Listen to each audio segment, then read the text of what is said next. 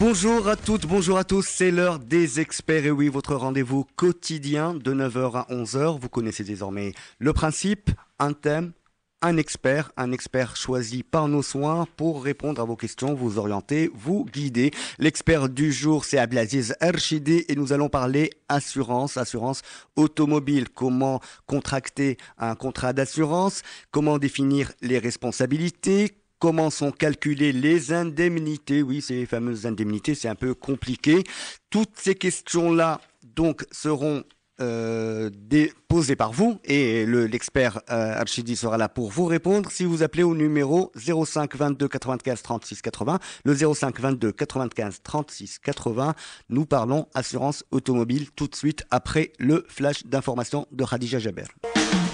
Vous écoutez Atlantique à Marrakech sur 95. Atlantique, musique and news. Atlantique. Éco, conso, vie quotidienne, droit du travail, des affaires, immobilier, assurance, emploi, code de la route, tous les matins, entre 9h et 11h, ça se passe sur Atlantique. Les experts Atlantique, avec Amine Boushaba. Bonjour chez vous, vous êtes au bureau, dans votre domicile ou dans votre voiture et vous écoutez les experts d'Atlantique et vous avez bien évidemment fait le bon choix puisque aujourd'hui nous allons parler de votre assurance, de votre assureur, comment s'établissent les rapports entre vous et votre assurance, comment sont calculées les indemnités, comment sont identifiées et définies les responsabilités, qu'est-ce qu'un contrat d'assurance? Quel est le meilleur contrat d'assurance que vous pouvez contracter auprès de votre assureur? Eh bien, toutes ces questions-là, on va les traiter avec notre expert du jour, Abdelaziz Erchidi, responsable du centre de la formation à Senia Saada. Bonjour monsieur. Bonjour monsieur. Vous êtes l'expert qu'il faut parce que vous avez cumulé une quarantaine d'années d'expérience. Oui, exactement. Donc rien ne vous échappe. Si vous voulez. Voilà, nos auditeurs pourront appeler au 05 22 95 36 80. Vous pouvez appeler au 05 22 95 36 80 si vous avez des questions ou des éclaircissements à propos de votre assurance. Vous le savez désormais, nos experts sont triés par nos soins pour répondre à vos questions, pour vous orienter, pour vous guider sur toutes les questions qui sont liées soit à votre vie professionnelle ou soit à la vie quotidienne. Les assurances aujourd'hui, la première question, donc je vous la pose moi-même, Monsieur Erchidi. Quand il y a un problème d'assurance, on fait appel à un expert. Exactement. Très souvent, qui est cette personne? Quel est son rôle exactement? Et cette personne est-elle indépendante ou dépend-elle de l'assureur? Voilà. Alors, d'une manière générale, les compagnies d'assurance, ils manipulent des lois, des textes de loi, des DAIR, des conditions générales, des conditions particulières. C'est leur domaine. Mais il y a des domaines qui ne sont pas le leur. La mécanique, la tôlerie, l'estimation des dommages, ça, c'est pas leur domaine. C'est pas leur domaine. Donc, ils doivent faire appel à des gens spécialisés dans tel ou tel domaine pour les aider. Pour le chiffrage, pour déterminer les responsabilités, pour avoir des éclaircissements. Je prends un exemple très très simple. Mon assuré, sa voiture a pris feu. Moi, je suis un assureur. Je m'y connais en loi. Mais culasse, jointe culasse, vilebrequin, ça, c'est pas mon domaine. Je fais appel à un expert automobile. Qui est autre chose qu'un mécanicien quand même. C'est pas un mécanicien. Peut-être c'est un ancien mécanicien qui est devenu expert. C'est un monsieur qui est agréé par l'État et qui est assermenté et qui figure Donc dans son avis est authentique.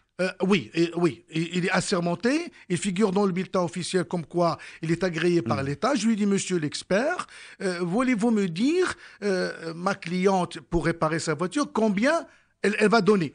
Quel est le montant qu'elle va payer pour que je puisse à mon tour lui payer ce montant-là.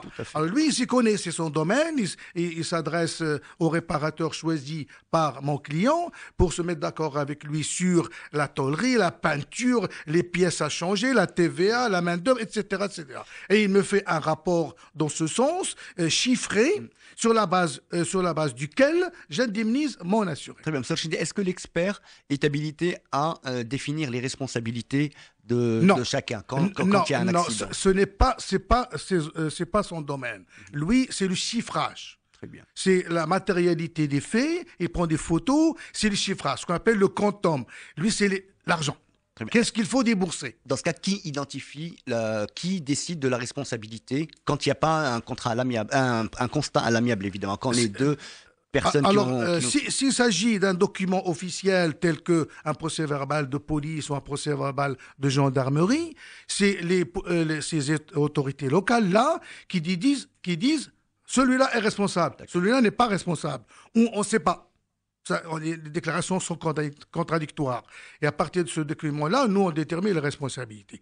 Quand il s'agit d'un constat amiable contradictoire signé par les deux antagonistes, par les deux parties, nous avons une convention qui s'appelle CID, Convention indemnisation directe, et nous avons un barème bien déterminé, bien fait, qui nous dit il y a 50%, il y a 100% dans tel cas, etc. Justement, vous parlez d'indemnisation et de barème. Quel contrat d'assurance doit-on contracter quand on a un véhicule? On parle bien sûr de responsabilité civile. Quand effectivement je suis conducteur de voiture et j'ai percuté un piéton, dans ce cas, c'est une autre personne qui va bénéficier de l'indemnité et pas moi. Parfaitement. Ou alors quand il y a un accrochage entre deux véhicules. Voilà. Donc, alors, la police d'assurance prévoit toute une série de garanties. Il y a une seule qui est obligatoire. Vous n'avez pas le droit de circuler si vous n'avez pas cette garantie-là. C'est la responsabilité civile automobile. Par contre, forcément, puisqu'elle engage oui, un tiers. oui. Ici, il y va des intérêts de la société marocaine, des gens. Donc, elle est obligatoire. Si jamais vous ne l'avez pas, vous irez en tôle, on prendra votre voiture, etc. Et il y a d'autres garanties qui sont dites facultatives. C'est Qui le sont. qui sont facultatives et c'est au pif. Ça vous regarde. C'est le vol, l'incendie, le bris de glace. Et là, on part dans le confort. Oui. Zid le mazid qar, tout comme à on fait. dit Darija. C'est la tierce, le bris de glace, la défense recours, la personne transportée, le conducteur. L'ensemble de ces garanties-là, avec la RC, s'appelle ce qu'on appelle, nous, tout risque. C'est le maximum de la C'est garantie. toutes les garanties en même temps. Toutes ces garanties-là en même temps. C'est vraiment formidable. C'est cher. Mais c'est cher. Dans ce cas, c'est formidable lorsque la voiture est toute neuve. Tout à fait. Ça vaut le coup. Ça vaut le coup. Vous avez acheté une voiture XY à 500 000 dirhams, 300 000 dirhams. Ça vaut le coup de l'assurer en tout risque. Mais plus elle prend de l'âge, plus vous n'êtes pas obligé de prendre toutes ces garanties-là. Vous pouvez enlever la tierce, enlever le dommage collision, enlever ceci, cela et diminuer la prime. Justement, comment est-ce qu'on choisit son assurance? Est-ce que c'est selon l'offre des assureurs? Est-ce que je vais chez mon assureur, est-ce qu'il va me décliner toute l'offre qu'il y a et ce oui. serait à moi de choisir? Ah oui, parfaitement. Parce qu'il arrive très souvent que les gens pensent avoir une couverture sur un tel incident et se rendent compte que leur assurance en fait ne prend pas en charge ceci ou ne prend pas en charge cela. Ah bon, je vois. Alors, il faut dire qu'actuellement, heureusement, notre pays maintenant traverse une période vraiment florissante, si je peux m'exprimer ainsi. Sur le plan assurance, toutes les compagnies d'assurance se prévalent. Il y a une petite différence entre telle ou telle compagnie. Donc, toutes les compagnies maintenant, c'est kiff-kiff, comme on dit. Mais là où il y a une différence, c'est au niveau, ce qu'on appelle des services après-vente. Autrement dit, quand il y a un sinistre, il y a des compagnies qui payent beaucoup plus vite que d'autres, d'autres qui traînent un tout petit peu, d'autres telles que la compagnie là où je travaille, Signé Saada, vous pouvez être indemnisé en 50 minutes. C'est vraiment extraordinaire. Il y a d'autres qui payent en 24 heures. Donc, c'est là où on connaît la valeur d'une compagnie. Et puis, par ce qu'on appelle les produits. Il y a des compagnies qui offrent beaucoup de produits que d'autres n'ont pas, qui excellent, qui innovent, qui créent quelque chose de nouveau. Mais dans l'ensemble, toutes les compagnies sont bien. Sont bien. Il faut pas dire l'inverse. Toutes les compagnies sont bien et se prévalent.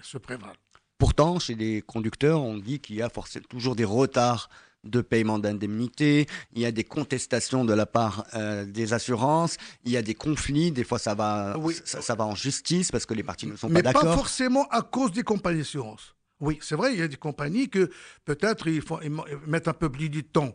Mais d'une manière générale, c'est pas du tout ça. Parce que les assurés, le problème des assurés, ils ne lisent pas le contrat. Une bonne partie de nos assurés, malheureusement, ils ne lisent pas le contrat. Ils ne vont pas plus loin. Ils signent, ils s'en vont. Un absouri. Absouri fèche. Tout à fait. Ils ne lisent pas le contrat et quand ils ont un pépin, l'assuré dit attention, ce n'est pas couvert. Voyez l'article Intel, ce n'est pas couvert. Ah, je ne le savais pas, mais monsieur, nous, on est censé ignorer la loi. Vous me suivez? Donc, il y a des petits conflits comme ça. Ou bien, on n'est pas d'accord sur le montant. Sur le montant des dommages. C'est ce qui arrive le plus souvent. Voilà. Moi, j'ai une voiture, j'estime qu'elle vaut 130 000 dirhams. Votre expert me dit 100 000 dirhams, je ne peux pas accepter. Alors là, on provoque une contre-expertise, une tierce expertise, où on va carrément en justice, devant la justice, pour départager les parties. C'est tout à fait normal. Hein. Parce que les intérêts des uns et des autres, parfois, c'est pas ça. Justement, c'est une relation contractuelle. Oui. Est-ce qu'il y a de la médiation avant d'arriver à la... Est-ce qu'il y a des moyens de s'arranger avant d'arriver à la justice? Absolument. Heureusement, la quasi-totalité des sinistres, nous appelons ça des sinistres, c'est-à-dire les accidents, sont traités amiablement. Il ne faut pas se leurrer. Enfin, la quasi-totalité. Il y a quand même quelques affaires dans... Mais rare. Non, si vous les comparez avec la masse qui est réglée amiablement, et tous les jours, ce sont des milliers et des milliers de dossiers qui sont réglés entre les assureurs et les assureurs, mais amiablement, gentiment. On reprend ce débat juste après, suite à intervention pub. Les experts Atlantiques, 9h-11h, ça se passe sur Atlantique. Retour sur le plateau des experts d'Atlantique. Aujourd'hui, nous traitons des problèmes d'assurance, des problèmes que vous pouvez avoir avec votre assureur, des problèmes que vous pouvez avoir par rapport à votre contrat. Vous me disiez tout à l'heure que effectivement les personnes ne lisaient pas toujours le contrat, donc ils ne maîtrisaient pas toutes les clauses qui peuvent les lier à leur assureur. Si vous avez des questions par rapport à vos contrats d'assurance, appelez au 05 22 95 36 80, le 05 22 95 36 80. L'expert du jour est Abdelaziz Ershidi, expert et responsable du centre de la formation ou à la compagnie Xenia Saada. Justement, vous me disiez tout à l'heure que la majorité des situations se réglaient à l'amiable. Absolument. Est-ce que c'est un contact direct entre l'assuré et l'assureur? Exactement. Heureusement, la majorité des sinistres, des accidents sont réglés amiablement entre les compagnies d'assurance et leurs assurés, ou les compagnies d'assurance et les tiers, les victimes, les piétons. Heureusement, on arrive à s'entendre. Pourquoi? Tout simplement parce que il y a des experts qui arrêtent les montants à régler. Il y a des médecins qui sont des experts aussi, ce qu'on appelle les médecins conseils, qui déterminent le taux d'invalidité des victimes, et à partir de ça, on règle les victimes. Oui, mais tous ces spécialistes sont désignés par les assureurs. Oui. Cela ne veut pas dire, attention, ça ne veut pas dire que vous avez compris le fond de la question. Les tiers, les adversaires, les tiers piétons ou les assurés sont obligés de les accepter. Il n'en est pas question. La loi, il est clair. Nous sommes un pays démocratique. Cela veut dire que les assurés et les tiers peuvent parfaitement contester. Et demander une contre-expertise. Absolument. Moi, je suis un piéton. On me nomme un expert, un médecin qui me dit « Vous avez, monsieur, 10% d'IPP, d'incapacité. » Il n'en est pas question. Je refuse, monsieur, et je demande une contre-expertise. Ou en voiture, votre expert, vous êtes ma compagnie d'assurance, vous avez nommé expert Intel qui m'estime que la remise en état de ma voiture est de temps, je conteste, je ne veux pas, parce que j'estime que c'est pas ça. Alors je provoque une contre-expertise, ça veut dire que je vais nommer mon expert qui va m'assister. Le problème, c'est que je dois lui régler ses honoraires. Tout à fait, c'est aux frais de la personne qui... Aux frais de l'assuré, bien sûr, vous contestez. Très bien, on va prendre un appel. Ahmed de Casablanca, bonjour. Oui, bonjour. Bonjour Sidi. Déjà, j'ai deux questions, mais là, je vois que vous parlez plus automobile qu'autre chose, alors que mes questions touchent un peu l'assurance, en gros. Oui, d'accord. On vous écoute. Est-ce que ça fait partie du thème de votre émission? Allez-y. D'accord. Donc là, la question, c'est que la première, c'est que on est assuré, c'est-à-dire une assurance mutuelle avec c'est-à-dire le personnel de notre société. Donc, il y a l'assurance de base, il y a l'assurance, on paye 1% de plus pour garantir à nos employés la couverture, c'est-à-dire au-delà de 60 ans. Et puis, on paye 0,5% peut-être pour, justement, des opérations, bien des interventions qui peuvent atteindre jusqu'à 1 million de dirhams. Bon, ma question, c'est que sur c'est-à-dire la déclaration, bien sûr, la liste des employés qui apparaissent dans la première liste n'est pas identique à celle qui apparaît dans la 0,5 et le 1%. C'est d'autres personnes qui n'ont rien à voir avec notre société. On a réclamé ça c'est-à-dire à l'agent qui gère notre dossier, mais jusqu'à maintenant, il n'a pas réagi. Le problème est toujours posé. Je voudrais savoir quelle est l'incidence sur notre couverture. Est-ce qu'on est toujours couvert ou non? Monsieur Archidi? Mais écoutez, c'est pas de l'assurance, ça. Ce n'est pas de l'assurance. C'est un problème qui est au niveau de votre société. Vous voyez ce que je veux dire? Il y a la première liste, la deuxième liste, tout ça. C'est à voir au niveau de votre DRH, au niveau de votre société pour trouver pourquoi il y a une première liste, pourquoi une deuxième liste, pourquoi les personnes qui se trouvent dans la deuxième liste ne se trouvent pas dans la première et inversement. Mais ça, c'est pas de l'assurance. C'est un problème d'un assuré qui a un certain nombre de personnes qui veulent le couvrir. Nous, on n'a pas le droit de nous immiscer dans ces problèmes-là. D'accord. Bon, le constat il est fait et on a saisi c'est-à-dire l'agent c'est parce qu'on ne travaille pas directement avec comme vous le savez, on a un agent qui représente la société d'assurance. On l'a saisi par écrit, il n'a toujours pas réagi. Moi, la question, est-ce qu'on est toujours couvert? Parce que sur la complémentaire, la liste des employés qui figurent sur la liste des complémentaires n'a rien à voir avec notre société. On n'a même pas ces personnes. Ils ne travaillent pas chez nous. C'est des noms qu'on ne connaît pas. On a fait un écrit, et ben la réaction se fait toujours attendre.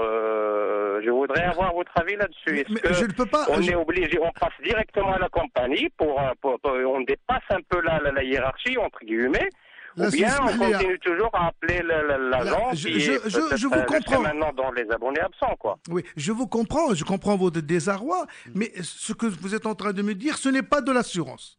Ce n'est pas de l'assurance. C'est la politique interne propre à votre entité, d'une entreprise qui a opté... Excusez-moi, monsieur, c'est pas toujours compris. C'est vrai qu'il y a des sociétés où on a, par exemple, une catégorie de personnes, on fait l'assurance globale, c'est-à-dire la basique à tout le monde, et puis on choisit un certain nombre de personnes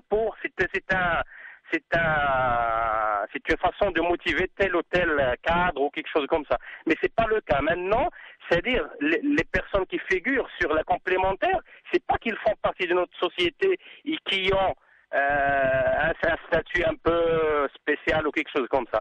C'est qu'ils font même pas partie de la société. On ne les connaît pas. Je ne sais pas d'où ils viennent. Mais ça, c'est un problème qui est extrêmement grave à solutionner en interne à votre niveau. Mais ça, c'est un problème employeur-employé.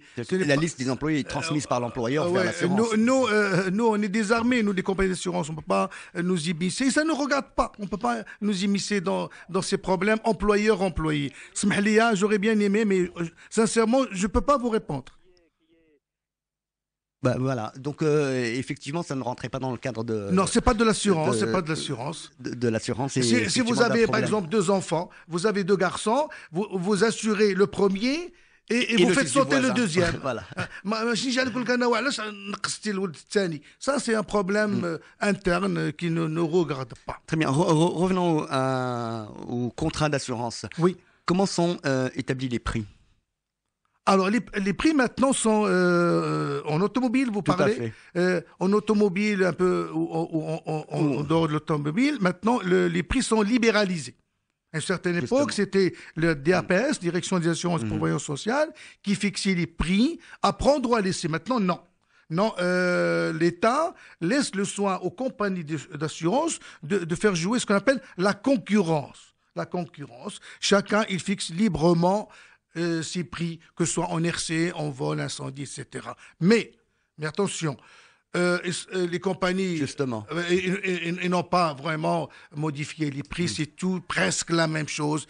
Vous trouverez 4,5, 4,2 par exemple % de telle prime, de telle chose. Donc il n'y a pas une grande différence. La bataille ne se situe pas au niveau des prix. Elle ne se situe pas au niveau des prix, au niveau des prestations. Qu'est-ce que vous allez me donner après? Est-ce que vous allez vous occuper bien de moi ou non? C'est ça la bataille. Avez-vous des produits innovants ou non? Mais pas au niveau des prix. Bien que l'État a libéralisé, les prix sont presque les mêmes. Il n'y a pas une grande différence. D'accord, très bien. Et les primes sont calculées aussi en fonction du dommage subi. Est-ce qu'il y a un barème préétabli? Ah oui, bien entendu, toutes les compagnies d'assurance disposent des mathématiciens, des gens chevronnés, qu'on appelle des mathématiciens et des statisticiens, qu'on appelle dans notre jargon les actuaires. Des actuaires. Ces gens-là calculent les primes pour chaque catégorie, pour chaque section, pour chaque branche d'assurance. Et les compagnies d'assurance, ils ont des barèmes préétablis pour telle chose. Ils n'attendent pas votre visite. Vous venez, j'ai acheté une Mercedes, une Audi, on suit cela, peu importe la voiture. 9 chevaux, ça va être tant. Pour 100 000 dirhams, ça va être tant. Il y a un barème préétabli d'avance. Et qui peut changer un tout petit peu. Mais généralement, il n'y a pas une grande différence entre les compagnies d'assurance. Entre les compagnies d'assurance? Non, il n'y a pas une grande différence. Et quand, justement, ce barème est contesté par la personne? Non, ce n'est pas question de contester. Vous ne voulez pas mon barème? Vous pouvez aller ailleurs. Vous pouvez aller ailleurs. C'est à prendre ou à laisser. Mais les assurés n'attachent pas beaucoup d'importance au niveau barème. Parce que, comme j'ai dit, même si vous faites le tour des compagnies d'assurance, c'est presque la même chose. Reste la notoriété. Et il y a des compagnies qui ont une très bonne réputation par rapport à d'autres, si vous voulez. Mais pas au niveau des prix. Non, pas au niveau des prix. En cas d'accident, oui, quelle est la procédure à prendre tout de suite après un accident? Automobile. Oui, on reste dans l'automobile. Alors, si c'est un accident automobile avec des blessures, vous devez coûte que coûte appeler les autorités locales. En agglomération, c'est la police. En dehors des agglomérations, en race campagne, c'est la gendarmerie qui doit venir pour prendre des photos, constater ce qu'il y a. Il y a des blessés, il faut les évacuer, etc. Donc, il y a un procès-verbal qui va être établi en bonne et due forme par les autorités locales. Et à partir de ce procès-verbal-là, que les compagnies vont travailler. Ça, c'est le premier point. Le deuxième point, l'assuré doit aviser son assureur ou son agent dans les 5 jours. C'est important, ça. Très important. Il ne faut pas qu'il fasse un accident, il fasse traîner les choses et 2 mois après, il vient, je vais vous déclarer. Non, pas question. Il faut qu'il déclare dans les 5 jours avec une lettre déclarative ou un imprimé à remplir, soit auprès de son agent, soit auprès de la compagnie d'assurance. Si c'est un constat dégâts matériels avec un adversaire, un constat amiable, qu'on achète, oui, qu'on achète à 2 dirhams un peu partout, constat amiable dans lequel on met les causes et les circonstances. C'est en double exemplaire, chacun garde un exemplaire et les assureurs vont appliquer une convention qui s'appelle la convention CID. Et j'ai eu l'honneur d'être une des personnes qui a créé la CID au Maroc. C'était en 1974, il y a très longtemps. Quand il y a un accident avec un objet, une personne, quelque chose qui n'est pas un rocher, identifiable, un mur, un arbre. Vous n'aurez rien du tout. À moins, vous avez la garantie tierce. Alors, cette garantie tierce, elle porte 2 noms. Tierce ou dommage subi par le véhicule. Alors là, oui, je vous nomme un expert et je vous indemnise. Mais si vous n'avez pas la tierce ou dommage subi par le véhicule, je ne pourrai rien faire pour vous. Mais il peut arriver que l'accident arrive par le fait qu'il y ait un trou dans la chaussée, par le fait qu'il y ait une bouche d'égout qui a été déplacée, qui n'a pas été remise. Donc là, il y a une responsabilité de la commune. De la commune. Dans ce cas, vous appelez les autorités, la police qui va venir constater les faits, ce qu'on appelle la matérialité des faits, prendre des photos, établir un constat de police. Comme ça, vous pouvez vous retourner contre l'assureur de la commune. Très bien, on revient au débat tout de suite après le mini-journal de Donia Hachem. Vous écoutez Atlantique, à Stade sur 106.4. Atlantic, music and news. Atlantic. Éco, conso, vie quotidienne, droit du travail, des affaires, immobilier, assurance, emploi, code de la route, tous les matins, entre 9h et 11h, ça se passe sur Atlantique. Les experts Atlantiques avec Amine Boushaba. Et oui, vous écoutez les experts d'Atlantique, votre rendez-vous incontournable tous les jours de 6h, de 9h à 11h. Les experts d'Atlantique sont toujours là pour répondre à vos questions, pour vous orienter. Le thème du jour, ce sont les assurances, évidemment. Comment bien négocier son contrat d'assurance, s'assurer de ce que de l'assurance qu'on a, de sur quoi on est assuré exactement. L'expert d'aujourd'hui est Abdelaziz Archidi. Vous êtes responsable du centre de formation de la CNI Saada. Évidemment, nous avons beaucoup parlé d'assurance automobile, mais vous êtes un expert et vous maîtrisez toutes les arcanes de l'assurance. Donc, nous restons ouverts à toutes les questions d'assurance. Un seul numéro de téléphone, le 05 22 95 36 80, le 05 22 95 36 80. Et nous avons Abdelaziz de la ville d'Agadir avec nous. Bonjour Abdelaziz. Bonjour. Oui. Oui, bonjour. Bonjour Sidi. Bonjour Sidi. Voilà, je vous remercie d'abord de cette mission qui est très intéressante. Merci à vous. C'est la première fois que je rentre. J'ai deux questions à poser à ce monsieur. Très bien. Généraux, hein. La première des choses, je reproche à tous les assureurs de nous donner des tas de clauses, de tout ça, mais aucune procédure de remboursement. Ils n'apprennent pas à leurs clients comment doivent procéder officiellement par écrit, quels sont les documents qu'ils ont besoin et tout. Et la deuxième question, c'est la question remboursement. On a un accident, on est assuré tout risque, on a une valeur de voiture, la voiture est perdue, on se retrouve à se faire payer seulement 30% de la valeur assurée ou 25%, ou 40% au mieux. Je voudrais savoir pourquoi ces choses-là. Troisième question, quels sont les recours qu'on aura contre, parce que les assureurs, comme il dit, il n'y a pas de changement de prix, ils se mettent d'accord sur une table. Quel est le consommateur, quel est le recours il a contre les assureurs pour dire que cette chose-là, vous vous êtes mis d'accord, vous n'avez pas le droit. Contre les clients. Monsieur Archidi, on parle effectivement de la difficulté de lire son contrat. Oui, alors bonjour M. Abdelaziz, vous dites que nous les assureurs, on vous noie un peu, on vous bombarde, si vous voulez, de clauses, d'articles, mais ça c'est les lois. C'est les lois, on n'y peut rien, c'est les DAIR, les arrêtés visuels, le code des assurances, c'est les lois, on n'y peut rien, c'est comme ça. Et heureusement qu'il y a ces lois qui protègent et les intérêts des citoyens et les intérêts des compagnies d'assurance. C'est comme ça, c'est les lois, heureusement. Donc un conseil, bien lire son contrat d'assurance, prendre le temps de le lire. Oui, et vous dites que nous ne parlons pas des indemnisations. Je suis désolé de vous contredire. Non, pas du tout.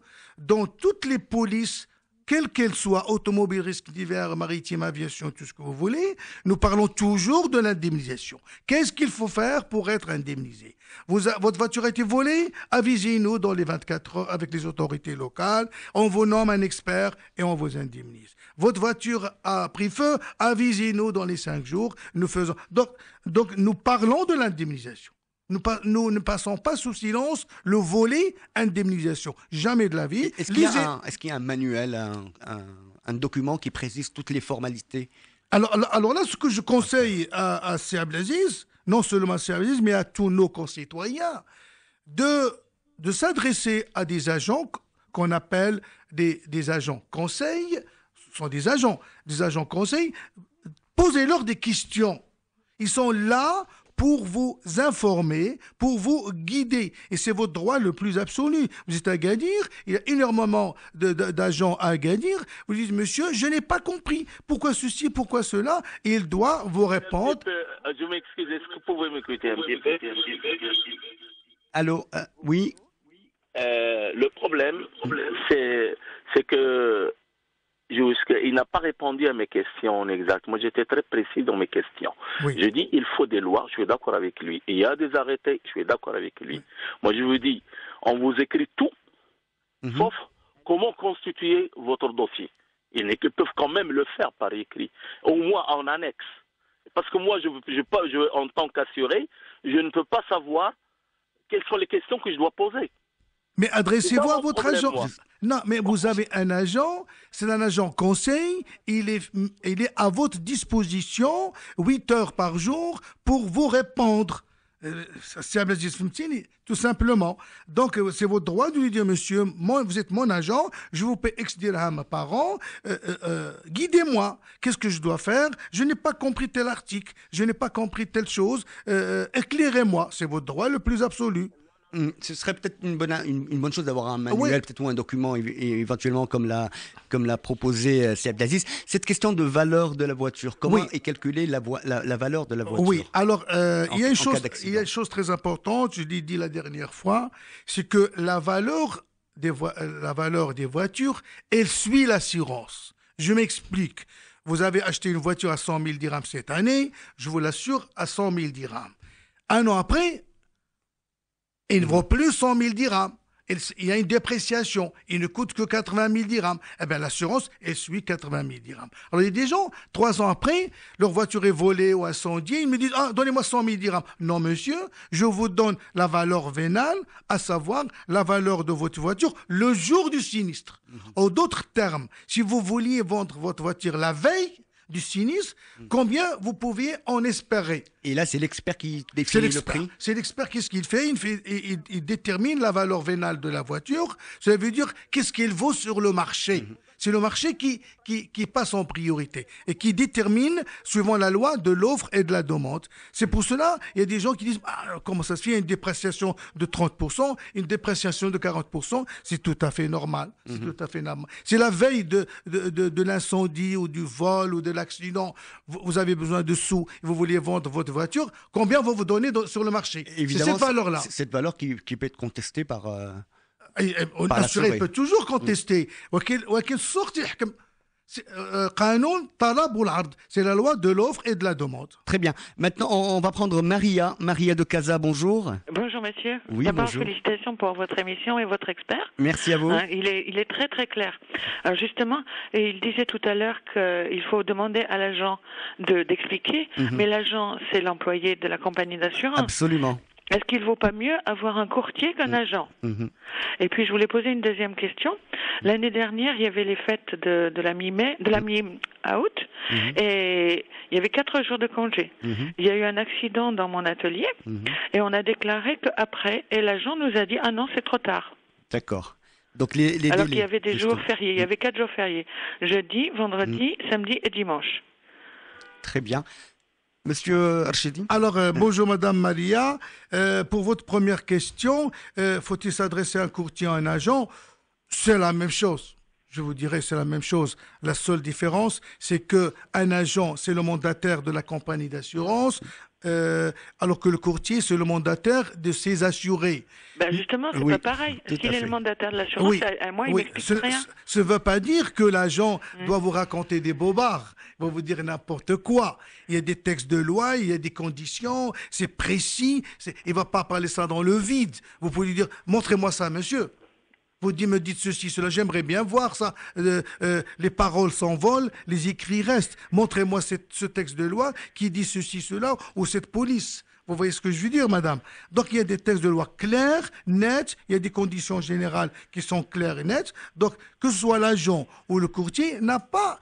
D'ailleurs, ce n'est pas dans son intérêt de raconter n'importe quoi.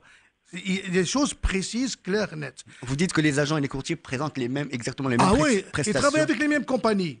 Ils utilisent les mêmes textes de loi. Ils utilisent les mêmes polices. Donc, ils n'ont pas à raconter autre chose.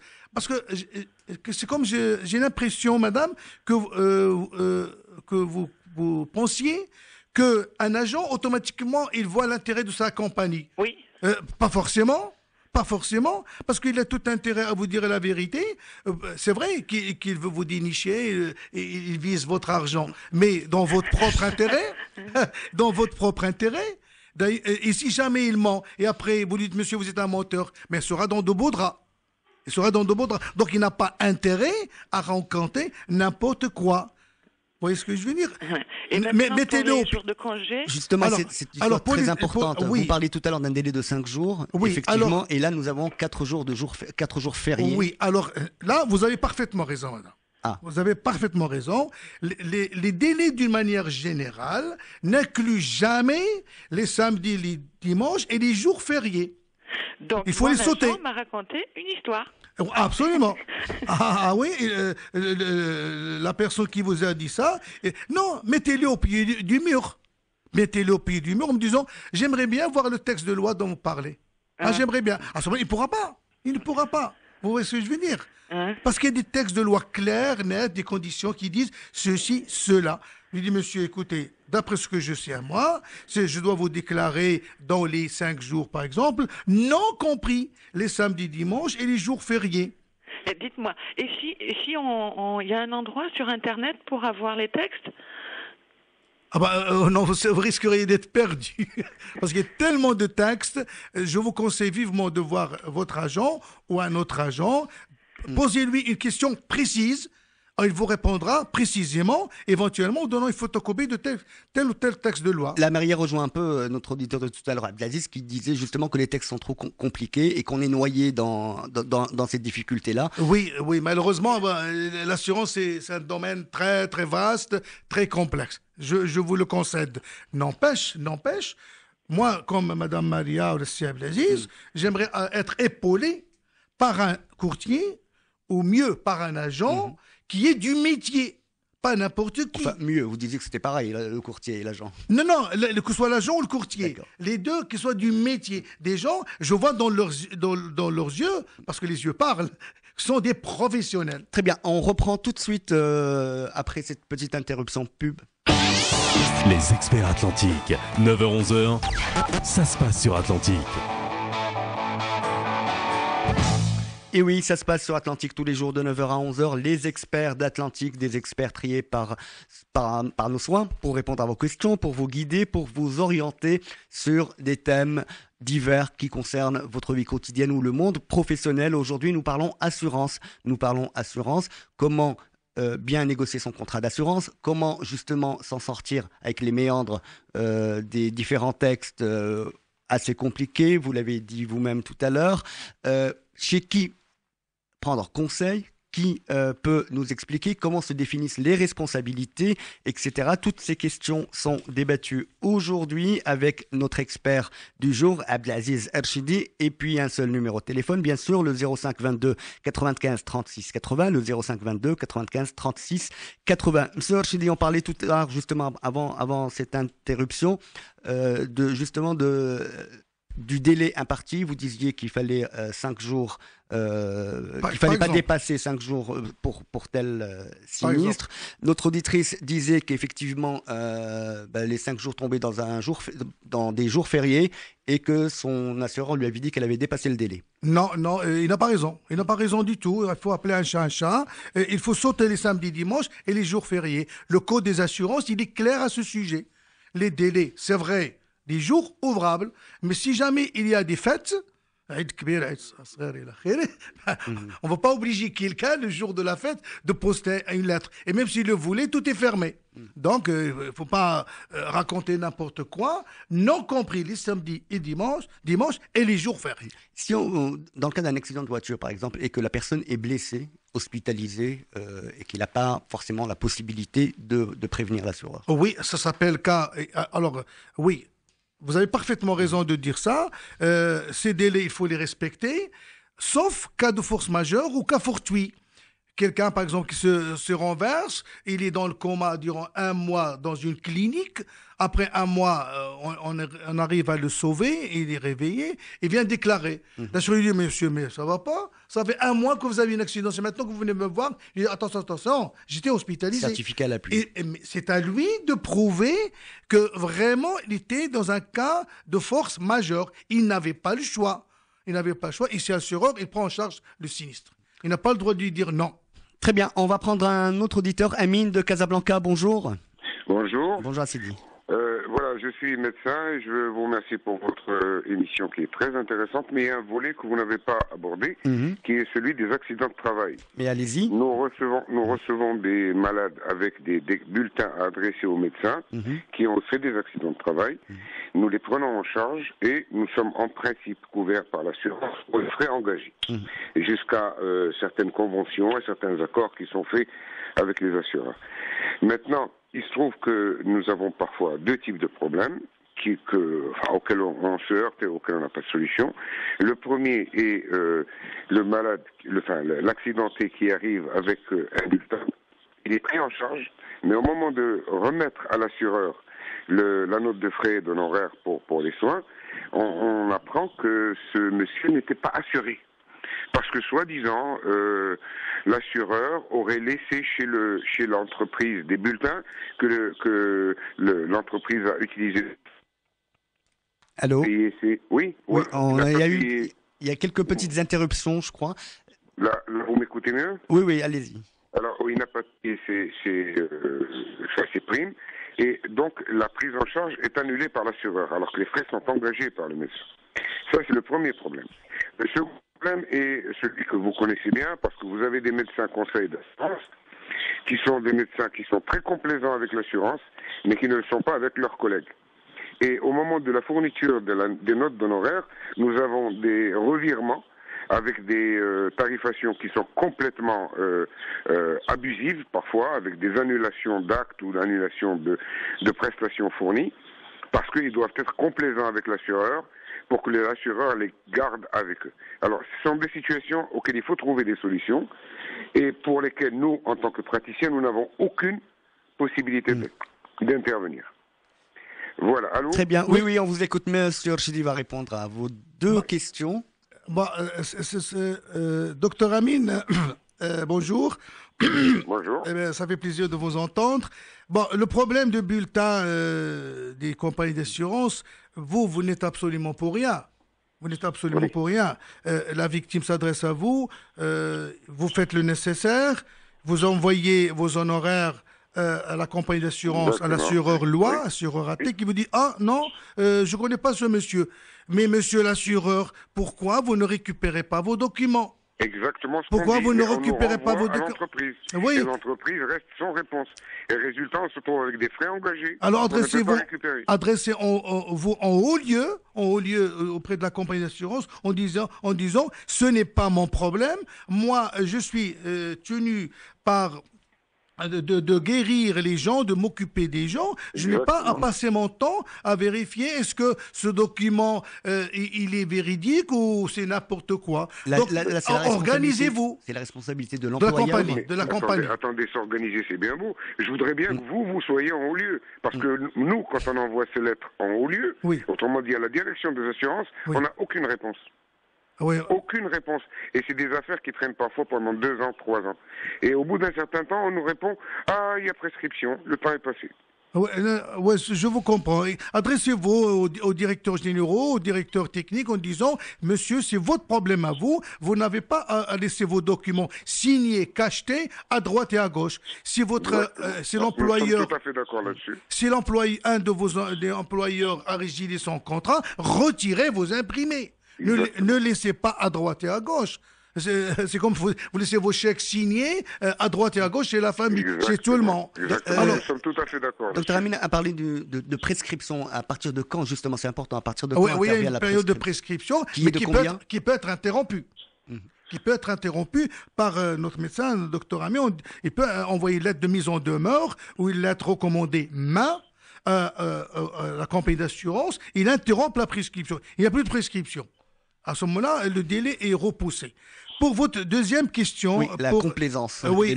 Supposée, la complaisance. Vous le savez autant que moi qu'une compagnie d'assurance, en matière d'accident de travail, n'a pas le droit de désigner un médecin.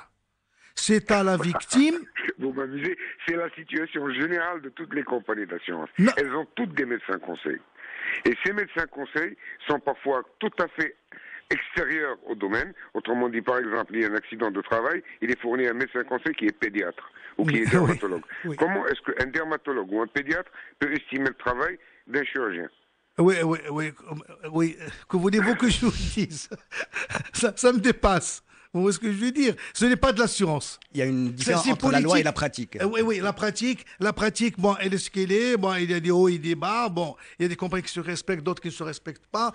Je ne peux pas me prononcer, vous voyez, parce que c'est pas de l'assurance. C'est une politique interne à chaque compagnie. Vous me suivez, docteur Amin. Ça, c'est la politique intérieure de cette compagnie. Moi, je suis désarmé. Je ne peux pas me prononcer. Que voulez-vous que je vous dise?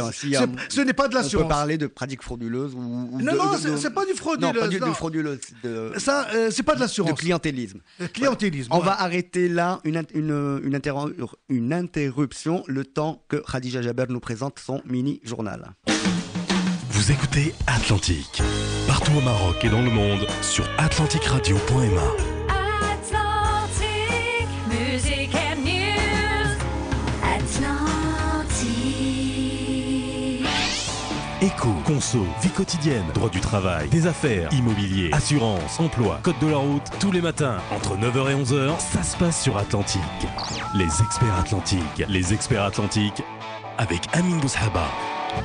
Bonjour chez vous, si vous venez de nous rejoindre, vous êtes sur le plateau des experts d'Atlantique. Nous parlons aujourd'hui d'assurance, assurance de voiture, assurance de travail, assurance multirisque ou habitation, toute forme d'assurance, comment bien négocier son contrat d'assurance, comment sont calculées les indemnités, comment sont identifiées les responsabilités.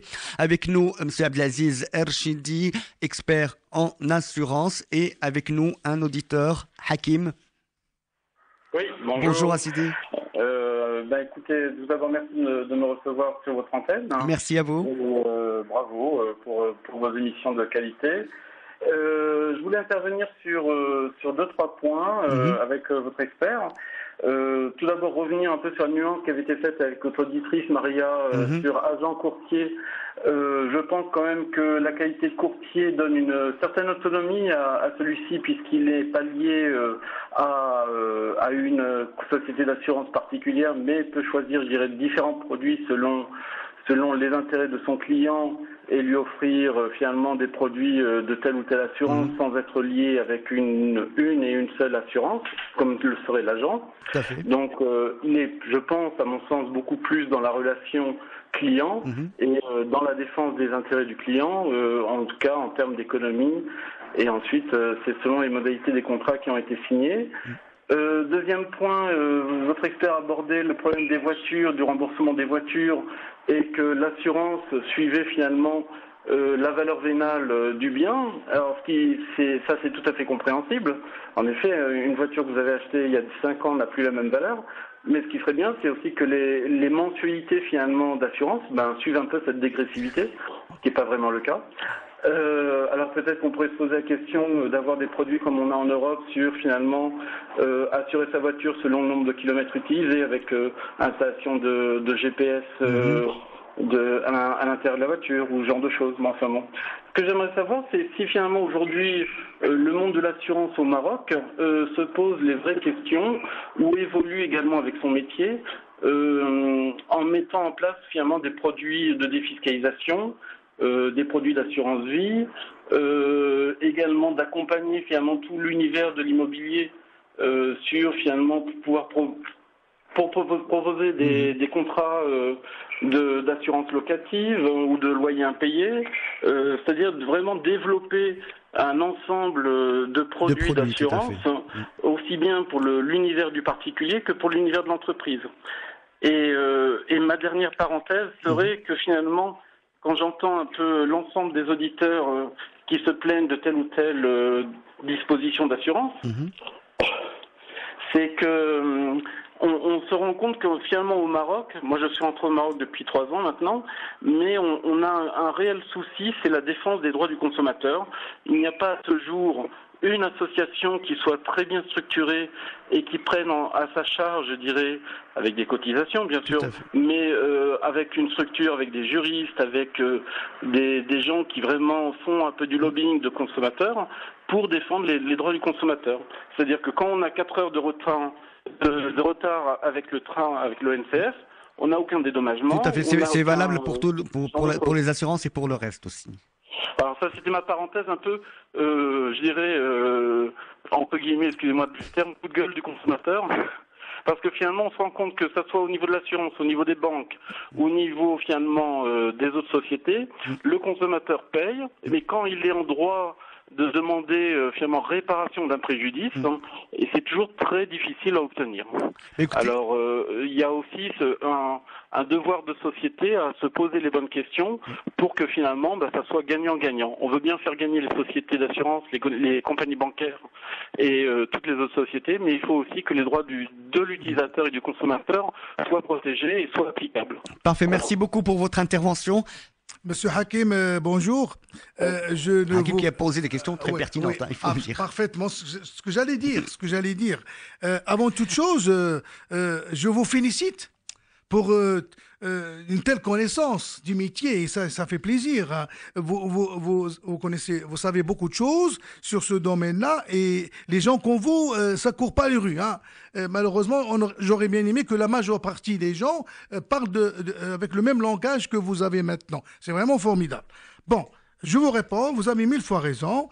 Un agent est un mandataire de ce que j'ai dit. C'est un mandataire d'une seule compagnie d'assurance, alors que le courtier est le mandataire de ses clients et travaille avec toutes les compagnies.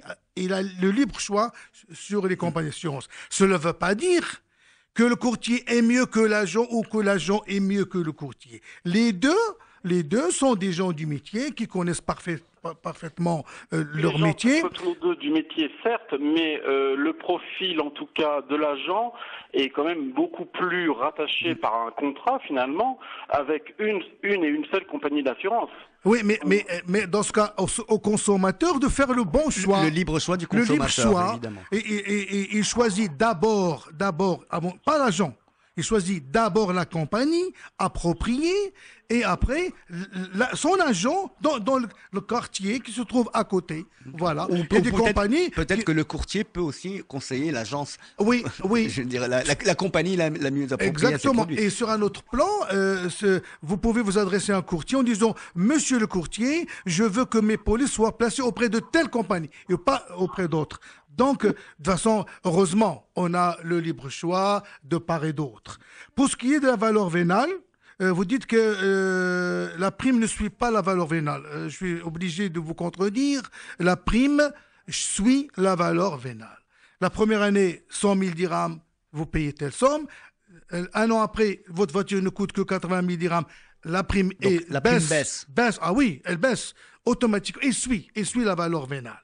Alors, pour ce qui est... Votre compagnie d'assurance, alors je vais Non, toutes les compagnies d'assurance, mais ça coule de source. Votre voiture, 5 ans après, ne coûte plus 100 000 dirhams. Vous dites à votre agent, attention. C'est qu'on récupère du bonus.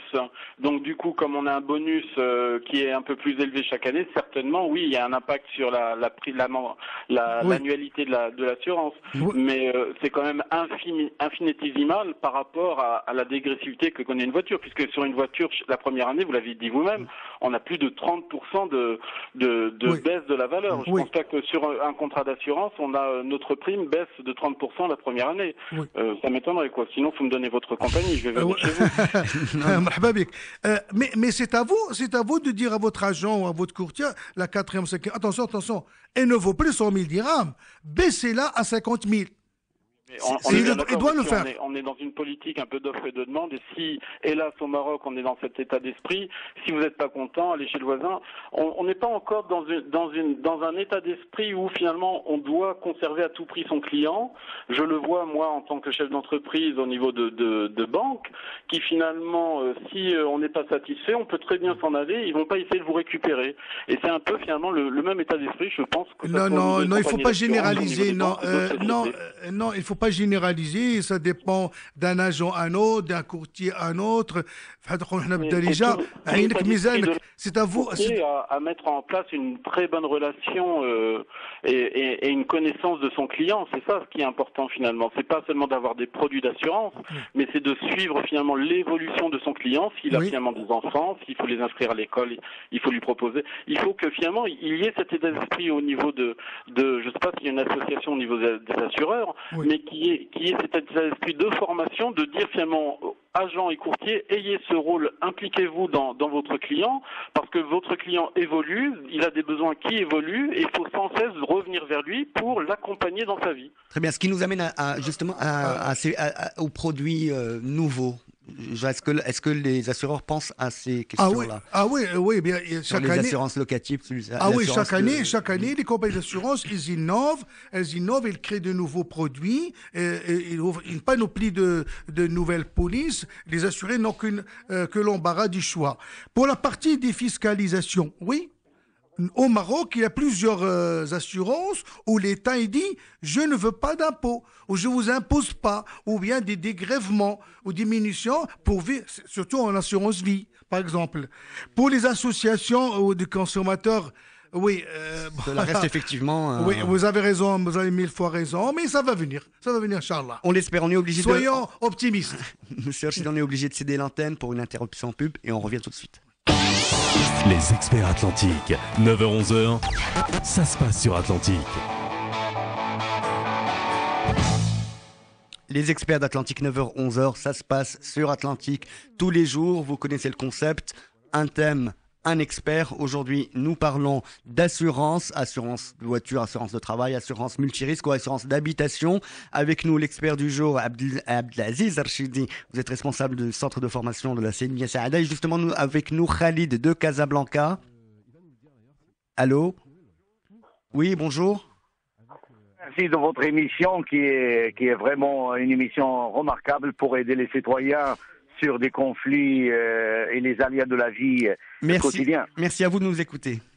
Alors, ma question, j'ai une assurance habitation et j'habite au 5e étage, c'est le dernier étage, et j'ai un problème d'inondation, une fuite d'eau, et là, j'ai déclaré à l'assurance, et il est venu l'expert. Bon, il a mesuré les dégâts, il a pris les photos. Après, moi, j'ai donné une facture pro forma d'un réparateur qui va me réparer la salle de bain et le salon, parce que le fuite, il est de la salle de bain vers le salon. Après, la facture pro forma que j'ai donnée, il est 14 000 dirhams et quelques. Et l'expert, il est sorti avec un montant de 5 000. Et moi, j'ai dit à l'expert, je l'ai contacté, je lui ai dit, 5 000 ne me fait rien. Alors, si vous êtes un expert, vous connaissez bien les matériaux, le plâtre, la peinture, la plomberie et tout ça, 5 000, il ne me fait pas absolument la moitié ou un tiers de la réparation. Il m'a dit, non, moi, je suis expert, je lui dis expert dans les lois. Mais au niveau, il faut me sortir les gens de métier qui viennent avec vous et ils vont dire les choses. Bon, ça, il m'a donné, ça c'est la première question. Donc 5 000 avec la réparation, c'est 3 fois rien. Donc moi je vais payer de mon argent malgré que j'ai l'assurance. Deuxième point, c'est 5 000 dirhams. Le courtier, qui est l'intermédiaire avec l'assurance, il m'a dit, il faut me présenter une facture sur les 5 000. Je dis ici, moi, je suis une personne physique, j'ai pas une société pour vous donner la facture. Et si je demande la facture à les réparateurs, ils vont me poser les 20% de la TVA. Il m'a dit non, c'est la loi, il faut me donner une facture. Comment il me traite, moi étant un élément physique, il me traite de donner la facture comme que j'étais une société. Et le montant, moi, ce montant, c'est 3 fois rien. Qu'est-ce que je vais faire? Je demande la question au maître, s'il vous plaît.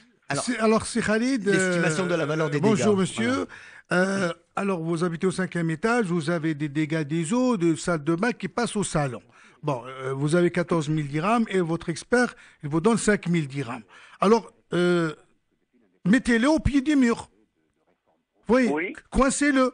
Vous dites, monsieur, vous m'offrez 5 000 dirhams, montrez-moi cette société-là, tout corps d'État qui fait de la peinture de ceci, cela, et un chèque de 5 000 dirhams pour la jitrdem.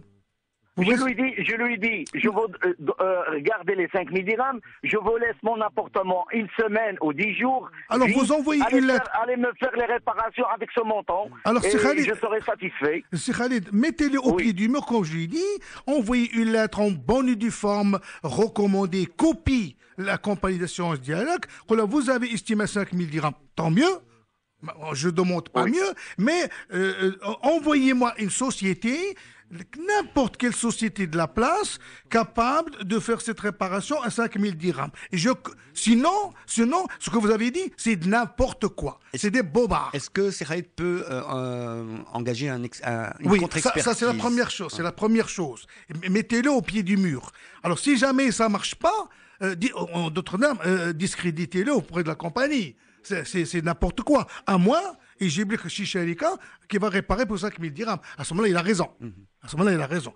Deuxième position. Moi, excusez-moi, pour faire un contre-expertise, je dois m'adresser à un autre expert qui va ça va me prendre du temps et de l'argent. Et moi, pourquoi je me suis assuré? Pour ne pas avoir ces alliés et d'aller se préoccuper de ces problèmes moi-même.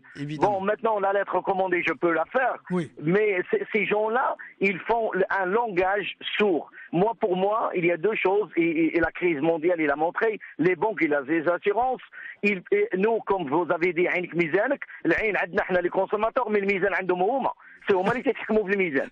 Parce que, sincèrement, c'est de n'importe quoi. Moi, je vais faire la lettre, mais je suis sûr et certain qu'ils vont me dire il faut faire un contre-expertise et sur ma charge et tout ça, ça va dégénérer des frais et du temps et je ne sais pas quoi faire. Et la deuxième question, la facture, il me demande une facture. Oui. Pour la facture, c'est Khalid. La loi, elle est claire. Il faut une facture. Non. L'assureur n'a pas le droit de vous réclamer la facture. Il n'a pas le droit de vous réclamer la facture.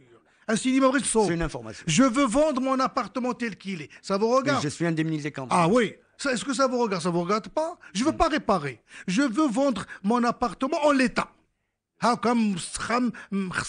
veux vendre mon appartement. C'est mon droit. Je veux y habiter. Je veux l'habiter comme ça. Mettez-les au pied du mur. Mettez votre courtier au pied du mur. Monsieur le courtier, montrez-moi un article quelconque qui vous permet de m'obliger de vous donner une facture. Il n'existe pas. Il n'y a aucune loi, je vous le garantis, qui permet à l'assureur d'exiger de son assuré copropriétaire ou locataire. Et c'est valable pour l'habitation, comme pour la voiture, comme pour le reste? Même pour la voiture, pour tout le monde. J'ai pas le droit de vous réclamer. Je veux pas vendre. Je veux pas réparer ma voiture. Ma voiture est accidentée. Je ne veux pas la réparer. Voilà, c'est clair. Non. Vous m'avez donné un prix, je vous la vends en l'état. Et mon assureur exige la facture. Je ne veux pas vous produire la facture. D'ailleurs, je dis et je le répète, il n'y a aucun texte de loi en la matière qui permet à l'assureur d'exiger de son assuré la présentation de la facture. Mais vous pouvez toujours lui donner une facture comme ça pour passer du temps, pour débloquer la situation. Mais la loi, il est clair. Mais mettez-le au pied du mur. Voilà. Et vous verrez que le courtier, il ne pourra pas vous envoyer ce texte parce qu'il n'existe pas. Merci beaucoup. On va prendre Haj Tawfiq de Meknès. Bonjour. Oui, allô. Oui, bonjour Assidi. Bonjour, Sivou Sahaba. Oui. Oui, donc je voudrais tout d'abord vous remercier pour cette émission de qualité. Merci à vous. Et je voudrais aussi féliciter Si Abdelaziz, auquel on s'est un peu habitué. Je vous remercie. Qui est d'une spontanéité et d'une sincérité exemplaire. Je vous remercie. Alors moi, j'interviens au sujet de l'assurance maladie, au sujet du remboursement donc des lunettes. Oui. Et nous constatons que jusqu'à aujourd'hui, il y a une confusion incroyable, et cela est valable pour toutes les compagnies d'assurance, c'est qu'aujourd'hui, ils font toujours la confusion entre un opticien diplômé et un marchand de lunettes tout court. Il faut qu'ils ne remboursent que les mutuelles et les factures provenant d'opticiens spécialisés, diplômés, ayant pignon sur rue, qui payent une patente, qui payent un IGR, qui payent une TVA, qui ont la CNSS, qui sont en règle, qui sont des opticiens spécialisés. Et nous avons fait déjà une première démarche, je ne vous le cache pas, et je cite même les noms puisque nous travaillons dans la transparence et c'est notre métier bien voir. Donc, parce que je suis opticien et président de la Fédération des fournisseurs d'optique au Maroc. Très bien. Donc, nous avons fait une visite à M. Bessri, le président de la Fédération des compagnies d'assurance, il y a un an. Nous lui avons demandé de bien vouloir faire diffuser une circulaire demandant donc aux fédérations de ne rembourser que les opticiens qui font l'objet d'une liste qui est affichée au sgg.gov.ma. C'est la liste des opticiens diplômés. Très bien, c'est offert. Justement. Alors, c'est offert. Vous savez que dans notre pays, il y a le formel et l'informel. Oui, mais bon, nous travaillons dans la transparence. Je vous dis pas le contraire. Je vous dis pas le contraire. Je suis avec vous. Il y a le formel et l'informel. Oui, mais l'informel, ça c'est à l'État de le casser. Maintenant, nous, on essaie de travailler avec des institutions qui sont quand même des institutions qui sont de grande renommée, comme vous l'aviez dit, et vous-même, vous êtes dans une institution qui est de très grande renommée, pour ne pas dire peut-être la première.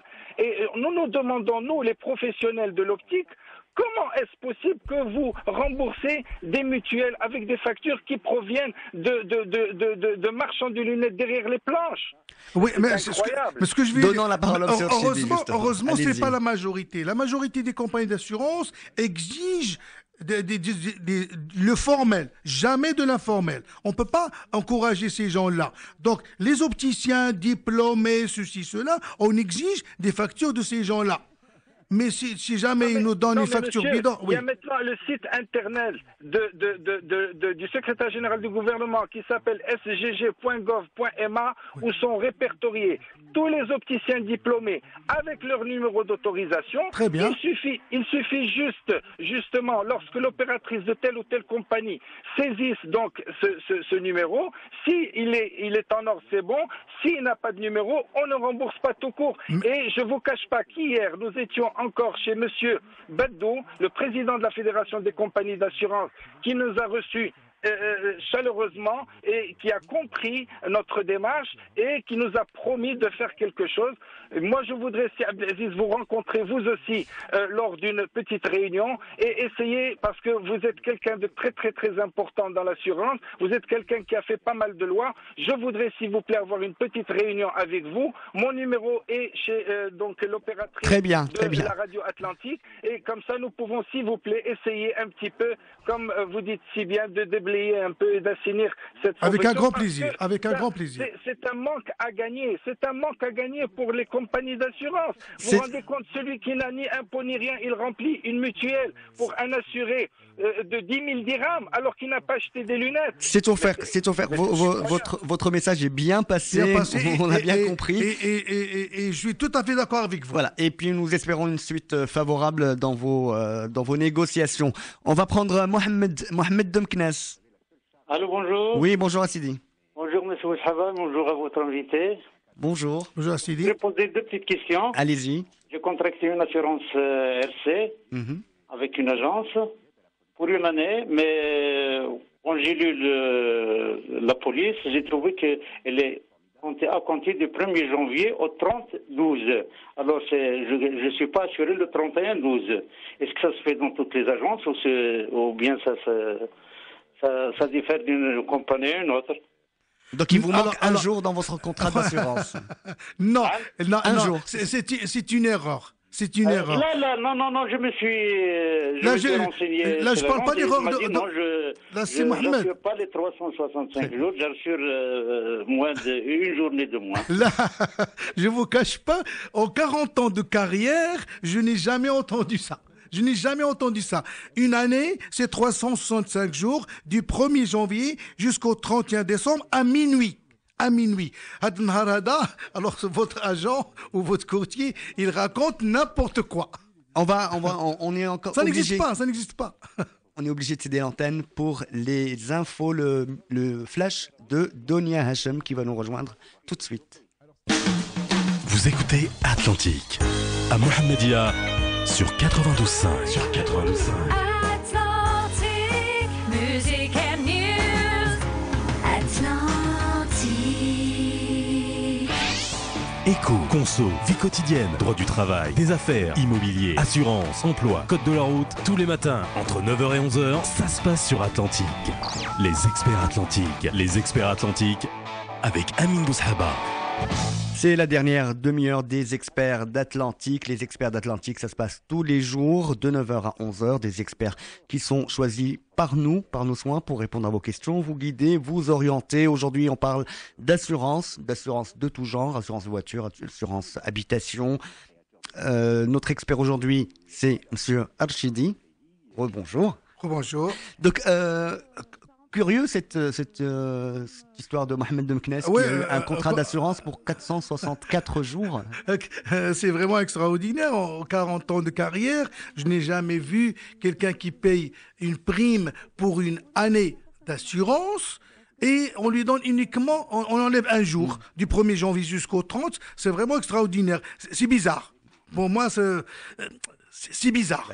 Très Donc, bien. normalement, c'est 31 décembre à minuit. J'ai réclamé 2 fois et c'est toujours la même chose. Alors, bon, que voulez-vous que je lui dise? Il y a quelque chose qui cloche, hein, au niveau soit de votre agent ou courtier, soit au niveau d'une compagnie d'assurance. Mais je vous confirme que l'année, c'est le 1er janvier jusqu'au 31 décembre, 12, à j'ai fait minuit. pas mal d'assurances, c'est comme ça que ça se passe. Oui, mais là, je ne sais pas comment ça se passe chez eux. Et même si vous commencez le 1er juin ou le 1er juillet, c'est toujours 365 jours révolus. Ce mot révolu, ça m'a y compris le 365e jour à minuit. Bon. Très bien. Une deuxième question, s'il vous plaît. Oui, allez-y. Bon, j'ai ma femme qui conduit avec moi la voiture, mais sur le contrat, il est bien formel que c'est le conducteur habituel et monsieur tel, moi-même. Mais quand j'ai demandé est-ce que ma femme, ils m'ont dit bon, pour les accidents corporels, elle n'est pas assurée. Donc, j'ai demandé l'assurance, ils m'ont dit non, il faut une procuration. Ça passe ou non? Attention, c'est Mohamed, vous avez le droit de donner votre voiture à n'importe quelle personne.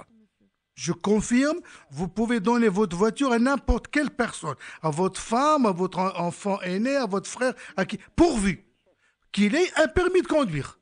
On m'a demandé une procuration. La voiture elle vous appartient. La voiture m'appartient à moi-même. Donnez-la à qui vous voulez. Oui. À votre femme, à votre enfant, à moi. Toute personne autorisée par vous à conduire, a le droit de conduire votre voiture. J'ai dit bien autorisée, bien sûr. Par vous, a le droit. Il m'a dit précisément que pour les accidents corporels, il n'est pas assuré. Il faut présenter une procuration. Non, attention. Non, c'est n'importe quoi, procuration. Il n'y a pas de procuration. C'est n'importe quoi. Votre épouse, alors attention. Si vous confiez votre voiture à votre épouse, elle conduit votre voiture, elle n'est pas assurée pour son intégrité physique. Elle se renverse, elle heurte un mur et ne sera pas assurée parce que c'est la conductrice. Par contre, quand elle est passagère avec vous, c'est vous qui conduisez, elle est passagère, à ce moment-là, elle est considérée comme tiers, elle sera indemnisée. Mais en tant que conductrice, non. Vous confiez votre voiture à n'importe quelle personne, c'est votre droit le plus absolu, mais cette personne-là qui conduit votre voiture ne peut pas prétendre à une indemnité parce qu'elle conduit la voiture. Elle ne peut pas être assurée en même temps tiers. C'est l'un ou l'autre. Mais c'est les passagères, oui. Mais c'est valable pour le propriétaire de la voiture. Même pour vous, monsieur, c'est Mohamed. Vous conduisez votre voiture, vous vous renversez, vous n'aurez rien du tout. Vous n'aurez rien du tout parce que vous n'êtes pas un tiers, vous êtes un assuré. C'est votre voiture qui vous a blessé. C'est dans le cadre de l'assurance RC. RC, bien entendu. Je parle de la RC. La RC. Et pour l'assurance tout risque. Alors c'est la voiture. J'ai une assurance tout risque en même temps avec l'établissement de crédit. Ah oui, ça c'est la voiture. Vous vous renversez, on vous payera. Vous ne serez pas indemnisé pour votre intégrité physique. Mais par contre, votre voiture a des dommages, on vous nommera un expert et on vous indemnisera. Et s'il vous plaît, est-ce qu'il y a une assurance précise spécifique pour le conducteur? Oui, à ce moment-là, il y a dans la police automobile, il y a une garantie spéciale qui coûte pas très cher, qui s'appelle PTA.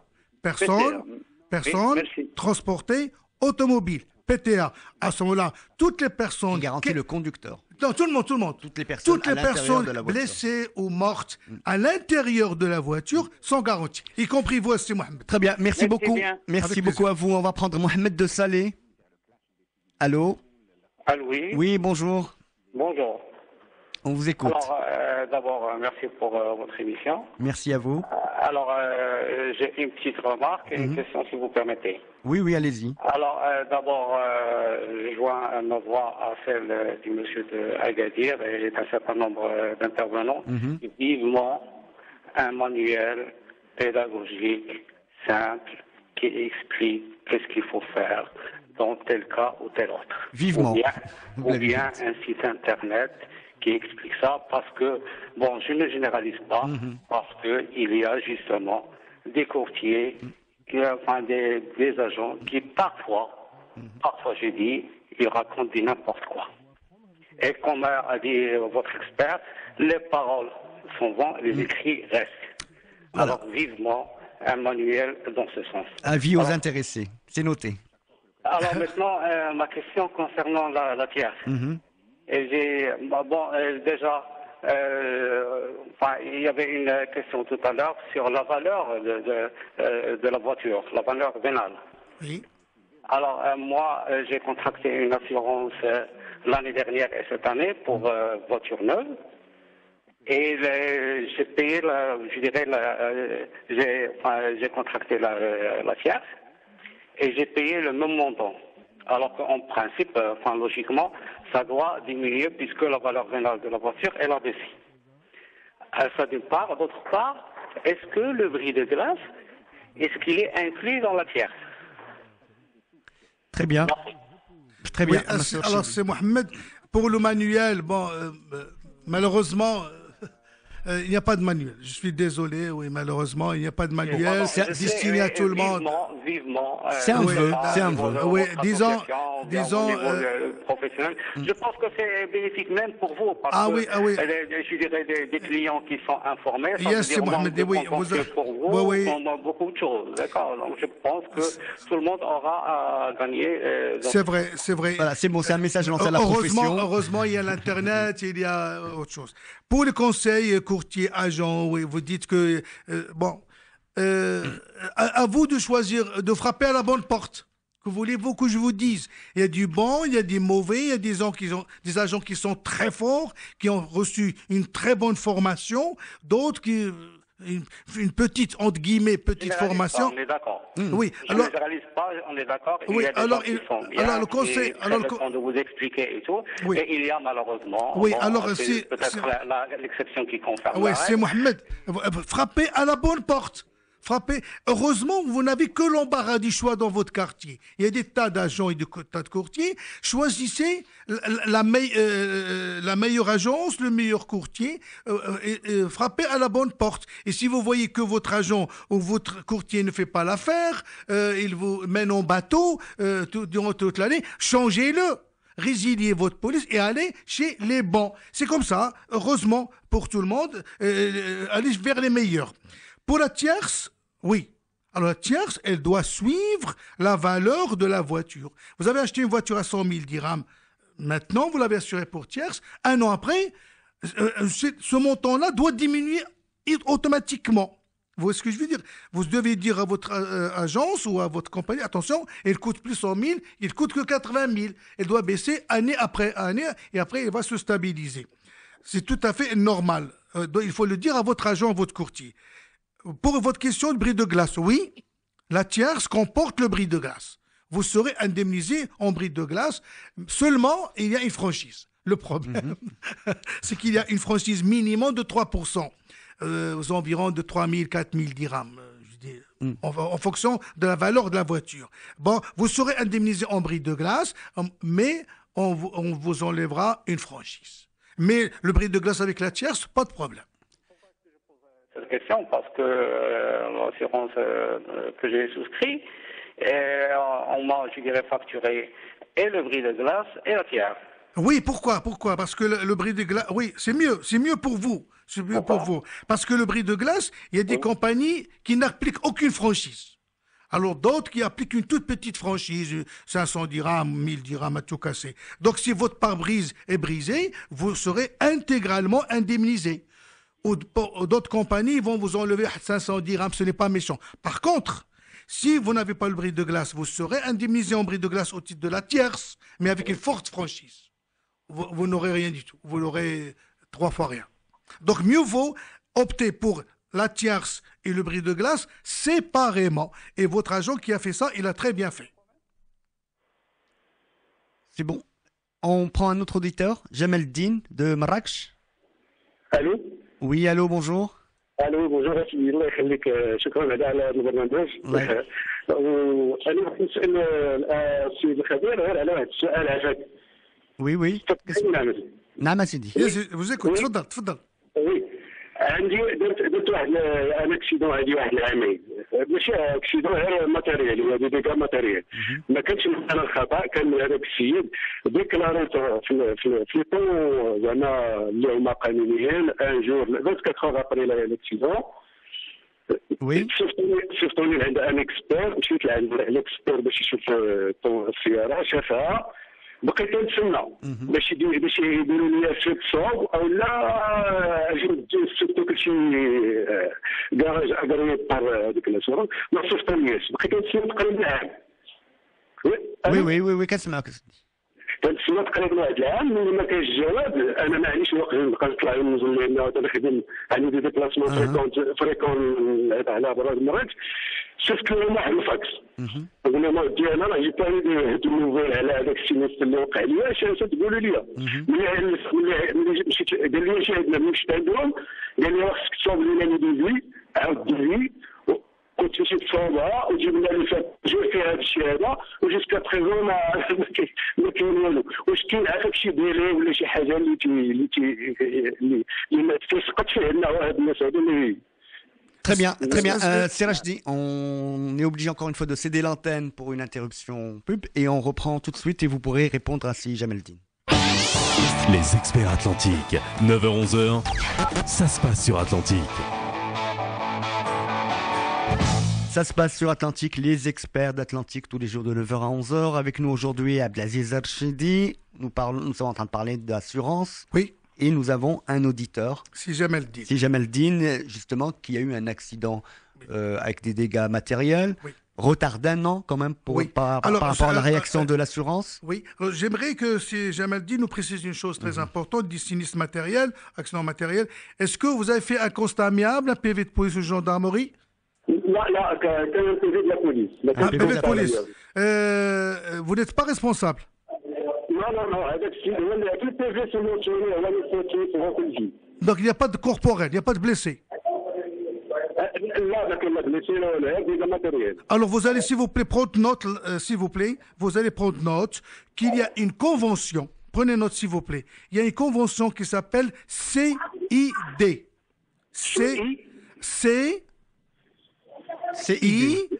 CID. Convention indemnisation directe. CID, convention, vous prenez note, convention indemnisation directe. Alors que dit cette convention? Toutes les compagnies d'assurance, ils ont signé cette convention. Votre assureur doit, c'est une obligation, doit vous nommer un expert, vous avancez les fonds, vous n'êtes pas responsable, hein. Et vous nommez un expert, vous avancez les fonds intégralement, je dis bien intégralement, et se faire rembourser auprès du camion ou de la voiture qui vous a heurté, tout ça dans les 18 mois. Ouais. Alors, allez le voir, je lui dis attention, monsieur l'assureur, vous avez une convention que vous avez signée avec toutes les compagnies d'assurance qui s'appelle CID. S'il vous plaît, réglez-moi dans les meilleurs délais parce que je ne suis pas responsable et débrouillez-vous pour récupérer votre argent. Donc, et l'assureur a l'obligation. Doit le faire. L'obligation dans les 18 mois. Dans les 18 mois, il doit faire tout ça dans les 18 mois. Nommer un expert, avancer les fonds à son client et demander à la compagnie adverse de se faire rembourser. S'il ne le fait pas, il commet une erreur professionnelle. Très bien, c'est clair. Avec nous, Anas. Bonjour Anas de Casablanca. Oui, bonjour. Bonjour merci pour votre émission. Voilà, ma question, c'est, je vous relate mon cas. C'est que j'étais dans un boulevard et j'étais en priorité. Il y a une personne qui n'a pas respecté le stop et qui s'est posée devant moi. Alors moi, j'ai pu l'éviter, mais pas le trottoir. J'ai percuté le trottoir et ça a causé des dégâts matériels. Ma question est, est-ce que je pourrais espérer un dédommagement tout en sachant qu'il n'y a pas eu d'accrochage entre moi et l'autre voiture et qu'elle reconnaît son tort, qu'il a brûlé le stop et il y a des témoins qui peuvent dire que c'est pas de mon tort. Moi, j'ai eu des dégâts parce que j'ai percuté le trottoir. Est-ce que je pourrais espérer un dédommagement? Alors, je dois vous poser quelques questions pour pouvoir répondre. Est-ce qu'il y a un constat amiable ou PV de police? Justement, je me demande, est-ce que je le fais si je le fais, est-ce que je pourrais espérer un dédommagement? Oui, alors il faut appeler la police ou faire un constat amiable signé entre vous et votre adversaire. Alors, quelles sont les garanties que vous avez? Tout dépend des garanties que vous avez. Avez-vous la garantie tierce? la garantie tout risque, c'est ça? Tierce ou dommage subi par le véhicule. Ou là, non. Et est-ce que avez-vous la garantie défense et recours? Je ne sais pas, franchement, je ne sais pas. Oui, j'ai une assurance. Oui, c'est très important. Parce que, je m'explique. Oui, Si vous avez la garantie tierce, votre assureur doit vous nommer un expert et vous indemniser. Et se retourner contre le débiteur de la priorité, contre l'assureur de l'autre voiture. Si vous n'avez pas la tierce, vous avez la défense recours, il doit vous nommer un expert, ne pas vous régler du tout. Vous nommez un expert et exercer un recours contre la compagnie adverse. Et si par malheur, vous n'avez ni l'une ni l'autre, eh ben, votre assureur ne peut rien faire pour vous. Non, vous me parlez de mots techniques d'assurance. Moi, je comprends pas ça. J'ai une assurance normale. عندك لا RC بوحدة. Comment? عندك لا RC بوحدة, la responsabilité civile بوحدة. Voilà, c'est ça. Donc, votre assureur ne peut absolument rien faire pour vous. Voilà. Il ne peut intervenir que dans un seul cas, quand vous êtes responsable vis-à-vis d'un tiers. Vous avez tué quelqu'un, vous avez blessé quelqu'un, vous avez heurté quelqu'un, ce quelqu'un sera indemnisé. Mais vous, la personne n'est pas... il peut rien faire pour vous. Je suis désolé pour vous, si Anas. Je vous en prie, monsieur. Très bien, avec nous, un auditeur de Meknès, Mounir, bonjour. Bonjour, je m'appelle Mounir Faïz, opticien sur la ville de Meknès et président de l'association des opticiens de Meknès. Oui. Alors je voudrais féliciter d'abord M. Benani pour la question pertinente qui est restée sans réponse. Oui. Je voudrais ajouter aussi la citation le Dahir qui réglemente le métier d'opticien. Alors aucun verre correcteur ne pourra être délivré sans ordonnance d'un médecin dans les cas suivants. Et les cas, il n'y a que 3 cas. La majorité des cas, le client il sauve un équipement, des lunettes médicales sans ordonnance. Pourquoi priver ces derniers du remboursement de la mutuelle? Vous exigez un cachet de l'ophtalmologue. Est-ce qu'il y a une loi qui empêche le client pour s'équiper en lunettes malgré le métier de l'autorisation d'équiper en lunettes médicales sans ordonnance dans plusieurs cas? Ou est-ce que c'est par convention? Et est-ce qu'il y a moyen de faire changer les choses? Très bien. Merci. Monsieur Rchidi. C'est Mounir, vous êtes en train de me poser une question d'un domaine, d'une chose qui ne regarde pas l'assurance. Ce n'est pas de l'assurance. Je suis désolé de vous le dire, c'est Mounir. C'est un problème qui concerne le métier d'opticien. Mais il y a des lois qui interviennent au moins intrinsèques. On ne peut pas faire des lois pour réglementer les agences d'assurance et les assureurs. C'est Mounir. Oui, monsieur. Je suis d'accord avec vous sur ce que vous dites. Oui. Mais ça, il faut le voir à votre niveau, à vous, dans votre fédération ou votre association des opticiens. Mais un expert comme moi en assurance je ne peux pas m'immiscer. Je ne peux pas parler d'un domaine dont j'ai pas le droit. Est-ce qu'il y a un texte de loi qui empêche un client de bénéficier de sa mutuelle s'il n'a pas une ordonnance d'un ophtalmologue? Non. Alors, pourquoi les dossiers sont rejetés? Parce que ça, c'est pas de notre ressort, c'est pas nous qui rejetons les dossiers. Oui. Nous rejetons quoi? Les ordonnances délivrées par qui? S'il n'y a pas sur la mutuelle, la feuille de la mutuelle, ou la feuille pour le remboursement, s'il n'y a pas le cachet de l'ophtalmologue, elle est rejetée. Oui, bien sûr, il faut qu'il y ait un médecin derrière. Alors, qui refuse? Est-ce que c'est l'opticien qui rejette le dossier? C'est pas nous, c'est pas de notre ressort. Mais vous n'êtes pas médecin. Vous ne pouvez pas dire que vous n'êtes pas responsable. Là, vous n'êtes pas médecin. Vous n'avez pas qualité de dire vous avez telle maladie, vous avez le trachome. L'opticien a le droit de délivrer un équipement médical, des lunettes médicales, sans ordonnance dans plusieurs cas. Les seuls cas où il n'a pas le droit, c'est sujet de moins de 16 ans, acuité inférieure ou égale à 6/10 après correction, amétropie forte, présidiopie en discordance manifeste avec l'âge. Il n'y a que 3 points. Les autres, il a le droit, c'est tout à fait de son droit. Oui. Vous, opticien, vous avez un métier noble que je respecte énormément, mais vous intervenez après les ophtalmologistes, après les médecins qui sont diplômés pour ça, qui décèlent les maladies, qui donnent ceci, cela, et vous intervenez après. Mais ça, que voulez-vous que je vous dise? C'est la loi, c'est comme ça. Il y a les médecins, imaginez un pharmacien qui donne des ordonnances. Un médecin, il est là pour donner des médicaments suivant les prescriptions médicales. Nous arrivons malheureusement à la fin de cette émission. Nous aurions voulu avoir plus de temps justement pour éclaircir ces... Nous reviendrons certainement aux assurances avec vous, M. Rchidi, parce que nos auditeurs semblent vous apprécier. Je vous remercie. Donc nous reviendrons avec vous sur le thème des assurances. Un grand merci à Wafa Moudaï et Ashraf Sayam qui sont dans la régie et qui réalisent tous les jours cette émission. Moi, je vous dis à demain. Et ça me fait plaisir, je ne vous cache pas que ça fait plaisir de venir à Radio Atlantique et de rendre service à mes concitoyens. Merci beaucoup. C'est la moindre des choses. À la prochaine fois. À bientôt, Inch'Allah. Les experts Atlantiques, 9h-11h, ça se passe sur Atlantique.